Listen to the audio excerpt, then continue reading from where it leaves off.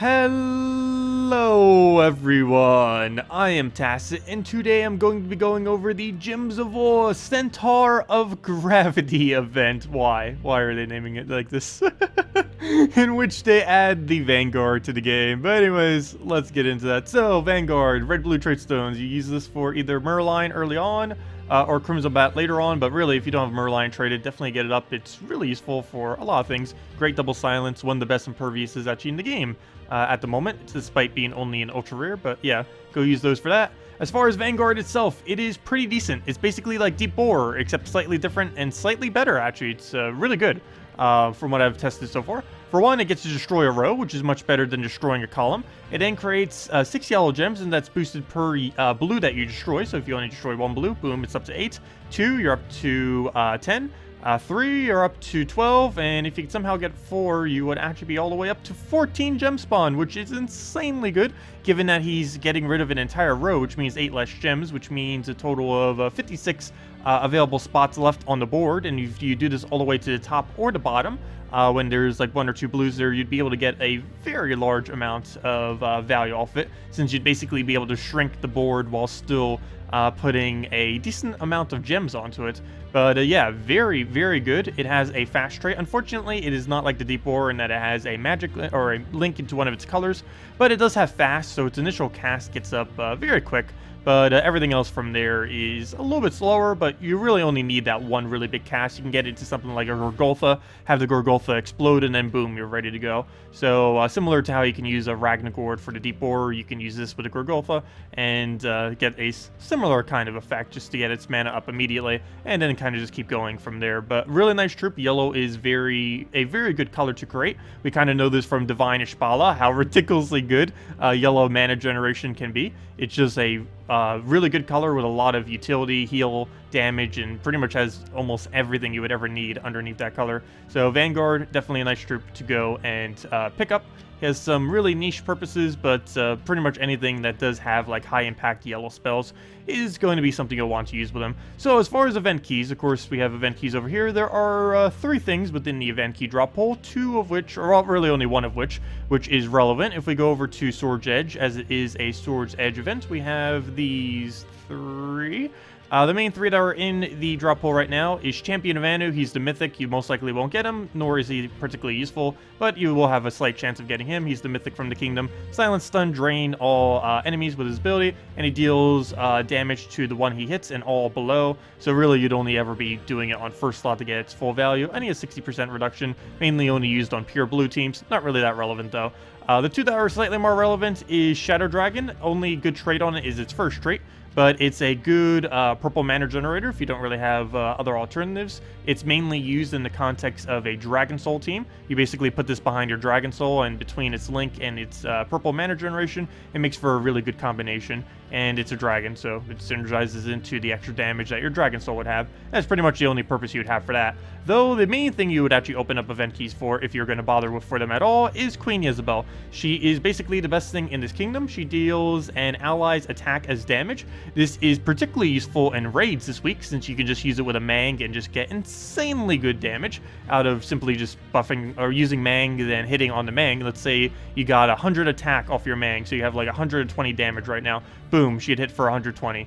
And then you'd also give it attack, armor, and it also gives all other allies 3 to 8 mana. This is a little bit annoying in how random it is, but of course when it hits like 7 or 8, it's very nice. As far as traits, not really that relevant. It does give all humans 2 armor per turn, but most of the team synergies to get she's 4 only use about 2 or 3 humans, and unfortunately it doesn't work on knights, which is what she's more commonly used for, with not necessarily with humans. The only human that this works particularly good with is Tesla, though in most situations you wouldn't really use both of them in the same team.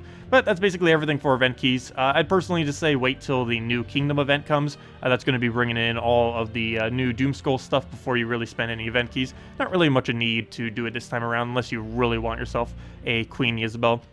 As far as event objectives, we have 10% to all Centaurs, as well as 10% to all Knights. Not really too relevant, since there's, I think, 1 Centaur Knight, if I'm not mistaken, and that's only the Vanguard, so at least he has 20%. Speaking about Vanguard, we do get 5 additional glory per battle that we win in PvP with him, so definitely a good idea to go run him on 1 trophies or 2 trophies this week, or even 3 trophies. He is good enough that you can use the legitimate teams with him on 3 trophies, even this late in the game. And as far as the event, it's unfortunately the treasure hunt. But yeah, you'll have to grind out treasure hunt a little bit to go get all these rewards. Some pretty decent ones too. There's 90 gems there, as well as 8 gem keys. So definitely worth going for. Toll is 110% useless though. So that's not really too relevant there. But the gem related resources definitely are the relevant part there. As far as the raids, I did make some mention to them earlier. Let's just go over there and show the team. And I think it's going to be a pretty fun raid this week. Because we finally get to use Queen Jezebel, something I've kind of always wanted to use in this game mode, mainly because Mang is so ridiculously good. But right off the bat, of course, we're already on the boss stage. What we're going to want to do is get Mang up immediately. There is only one really big downside to this current event, and that is Lamia, or Lamaya, however on earth you pronounce her name. But she is normally quite irrelevant, but she has empowered into a charm.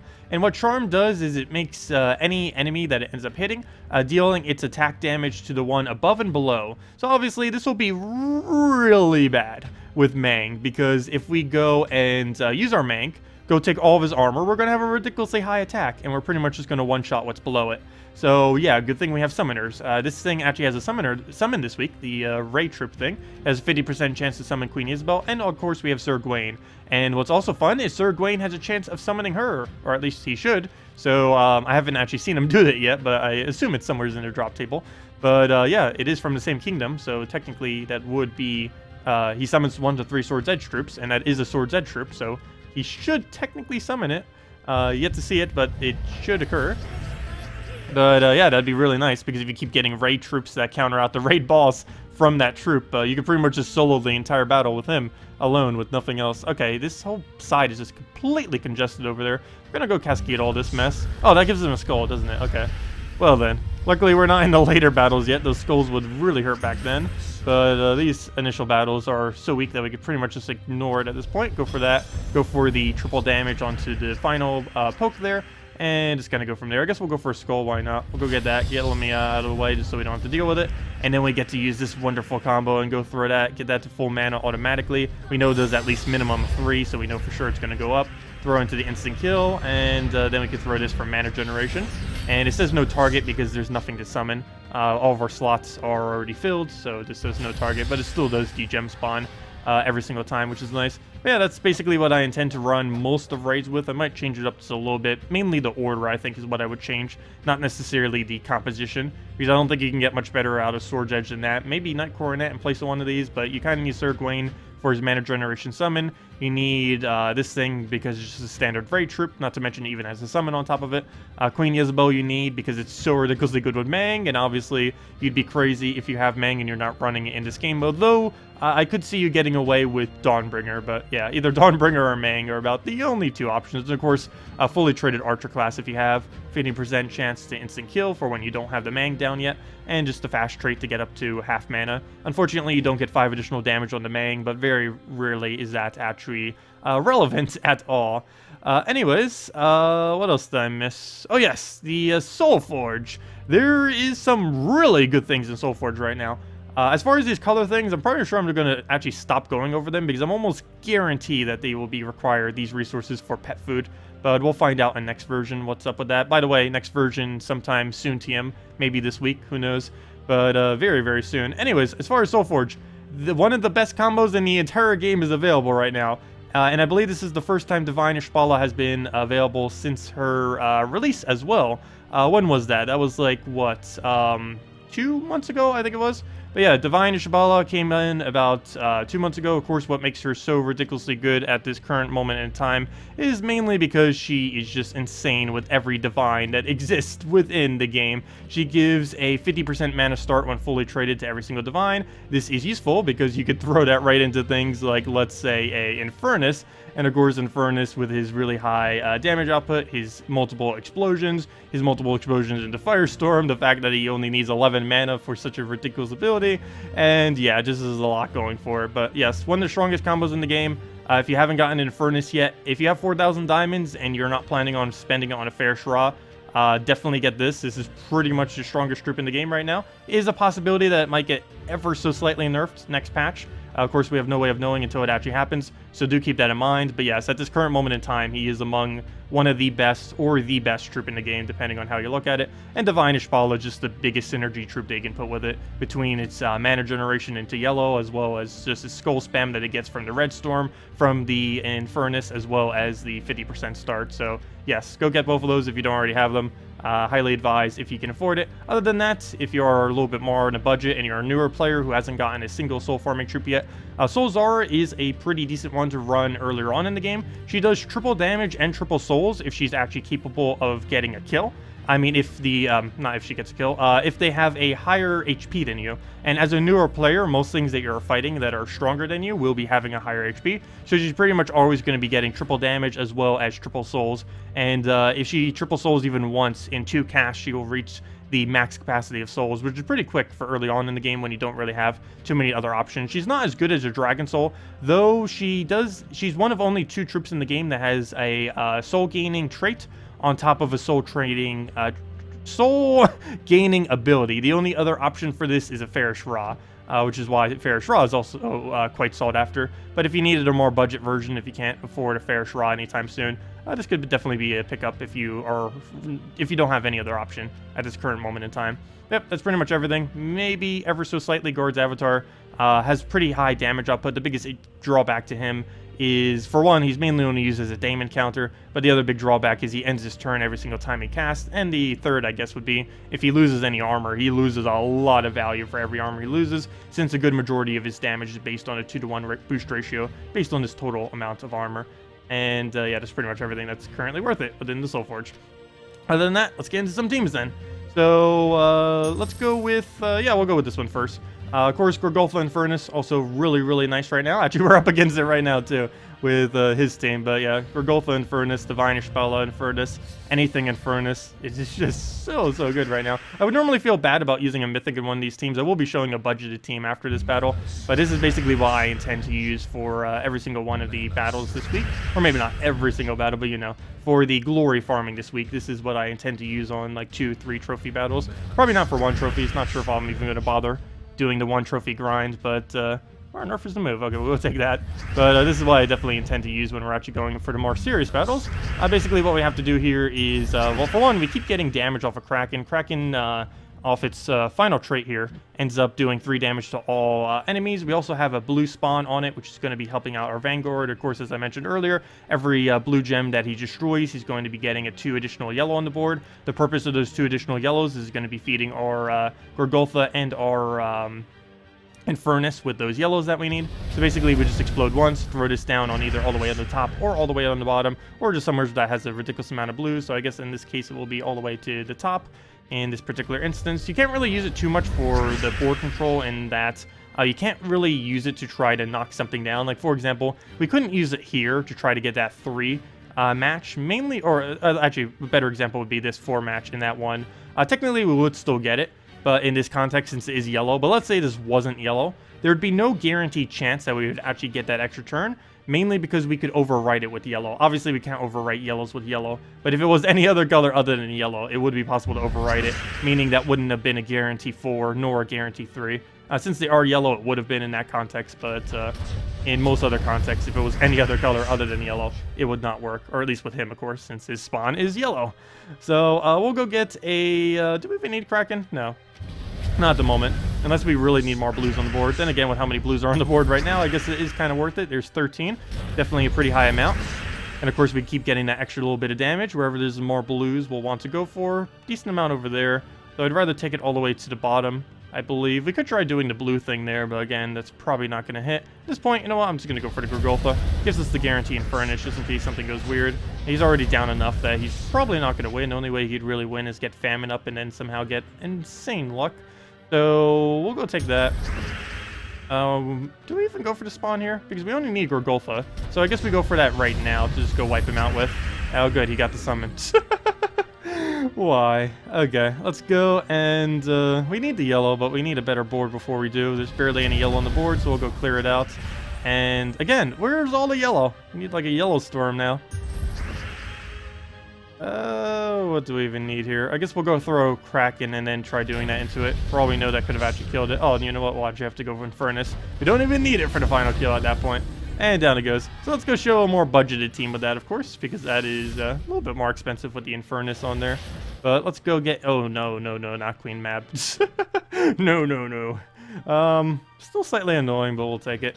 But anyways, let's go into the more budgeted team. The Cockatrice, Diviner, Vanguard, and the Penglong. Cockatrice is rare. Diviner is a rare, ultra rare. My bet is on rare. Let's go see. I'm actually curious now. Upgrade. I'm pretty sure it's a rare. My bet is on rare. I'm wrong. It's ultra rare. Never mind. I forget some of the newer ones. But yeah, it's a rare and ultra rare. Speaking about newer ones, a ultra rare and a epic that you get for free from completing out the Shentan Kingdom. It's all ultra rare below, because Kingdom epics that you get for free, or, well, free. They take like half an hour or less to obtain, assuming you're at least level 30 or higher, and have a team that's at least somewhat halfway decent. But yeah, this is what's going to be running with this. Cockatrice, Diviner, Vanguard, Penglong. Whole purpose of this is Cockatrice for the Entangles, plus our Brown generation, plus Mana Drain. Has quite a bit of everything. Actually, ever since the Nyx and... what was the other one called? Nyx and Lorien ended up getting nerfed. This thing has been quite decent in comparison, because you get the full drain, whereas while still getting a gem spawn, whereas those things only get a drain of 12. Of course, he doesn't have as big of a gem spawn, but still, it's better value overall. It even has the air link. It's only 10 mana cost instead of their 14, I believe they are these days.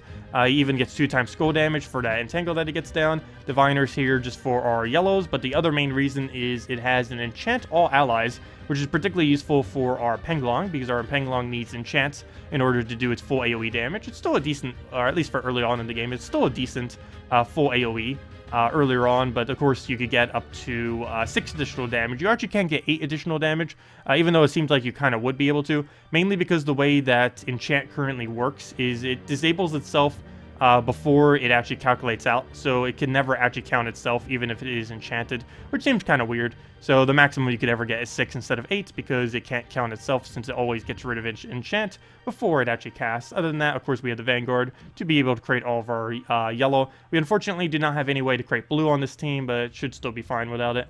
Anyways, let's go get into the battle. Of course, this is a more budgeted team, so we could completely fail here, but should be able to win off of just Diviner spam into the Penglong. That should be enough, and we have enough disable that we have at least options to use if we need to go with plan Bs. So we'll go all the way up here. 3 blues right there. That's a 12? That is a 12. That completely missed the board on a smaller board. That does happen. It does happen. Luckily right here we can get that full drain. We get a bunch of browns. Get some of the mana back. Not all of it though, unfortunately. Oh, we'll go take the purple over. This team doesn't have any extra turn value, so we don't actually gain anything really from an extra turn as far as any of our allies doing anything. So we do have that slight disadvantage. He has actually quite a bit of stats on us, mainly because of our team composition at the moment. But we'll go, and I guess right there is a lot. I think we will go for there just because it's such a high gem spawn. And we didn't actually get anything off it other than a few matches cascading down. As soon as we kill that Dragon Soul, if it actually goes down, we should be in a pretty good shape at this point. I kind of want to go for that now. How are we looking? 12? Should be good. What is that? That is a 9 gem spawn. I'll take it. And it hits. Very nice. And that does give us Diviner finally, so we can start using that. I want to throw this onto not blue. Green. Does that work? No, it does not. Red. Do we actually need to keep red on this team? I'm so used to having to keep red, but we actually don't need it on this particular team. So we'll go get rid of that. Well, actually we do, but not as badly as other colors. And again, we don't actually take any extra turn values, so none of these extra turns are really doing anything other than keeping it on our turn. Since we don't need the mana, it's not really giving us any particular function. We don't have him up at the moment. I guess we'll just go for a skull into AoE then. I still don't have this guy entangled, so he can actually hit us. I guess we'll get some green. Not like we need it, but we can remove it from the board some. Maybe get some better alignments, like right there. Don't really need to throw that at the moment, though, but I guess we'll go for the skull. Then again, this thing got a magic buff, so we will be able to use that. Oh, wait, never mind. It magic buffed our entire team. That's not really relevant, though, on anything other than him, though, is it? This doesn't do anything with extra magic. She doesn't do... actually, she gives more magic to all allies, which doesn't really do much, other than the one. This gains no benefit from magic, and this one does, though. So that's actually not too bad of an AoE. I guess we'll throw that instead of a skull, since the skull actually won't kill us. It'll bring us very close. Oh, you gotta be kidding me. It'll bring us really close, but not dead. But he didn't actually go for it, so I guess that's okay. We'll go and throw this down. Please enchant. Do you magic buff again? No. I need you to magic buff or enchant. One or the other. Stop cleansing. The only thing I needed to not do, and it keeps doing it. But, let's see. There's a bunch of blues. I guess we could try for this, so there's a good chance that, like I said earlier, if you try doing this was the main thing I was mentioning with it earlier, which is one big downside to it. If we try doing this to try to get this extra turn by destroying this row, there's a good chance we won't get it, because I need all 4 of these greens to stay there. Oh, apparently all 4 of the greens stayed. Okay, interesting. I guess we just got lucky. So we'll go and get rid of all this. Please magic or enchant.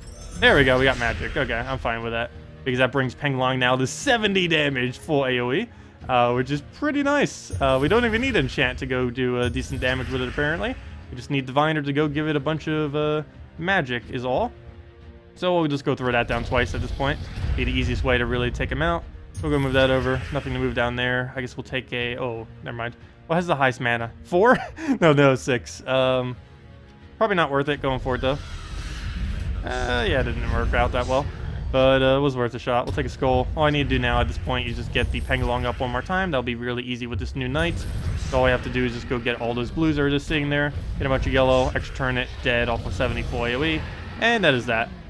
Yeah, Pengalong, definitely not one of the better damage sources out there, but pretty budgeted. It's the best AoE that you get from any kingdom for free. So it's nice to have for that reason. As far as troops are concerned, you can still get War and Peace from the Kazil Kingdom all the way up north, and you can get Creeping Death from the Necromancy class from the Kedar Kingdom, that you can then go get to 250 wins, and then you get the Creeping Death weapon, both of which are technically better than Pengalong, but Pengalong still is way quicker to gain at only about 30 minutes or less, since it's such an early on kingdom that you get it from, all the way down there in the Shentang, wherever that is. Where's Shentang these days? Shentang, where it is. But yeah, it's pretty close to where you start. You just get Divining Fields and boom, right over to Shentang. Though you might need level 34. I forget if that does have a level requirement on it. Pretty sure most of the later things do. Most of the later kingdoms. But level 30 doesn't take that long at all. Anyways, if you guys still have any other questions, feel free to leave it in the comment section below. Thank you all so much for watching. Later tonight, we will be messing around with the new guides to see what he can do. Of course, we'll be messing around with raids quite a bit too to see how Queen Isabel Meng works, because I'm really curious to see what kind of potent damage we can get. That will pretty much one-shot every single thing we touch, so it's going to be quite a bit of fun, since we normally don't have the capability to basically cast into one-shots. Normally we have skulls into one-shots, but this will be the first time where we can actually cast into the same thing, other than on the raid boss itself, because of course you could use the multiplier raid boss killer thing for that. But yeah, should be an interesting kind of matchup for it for sure. Anyways guys, I'll see y'all later. Thank you so much for watching, and have a wonderful week. Goodbye everyone!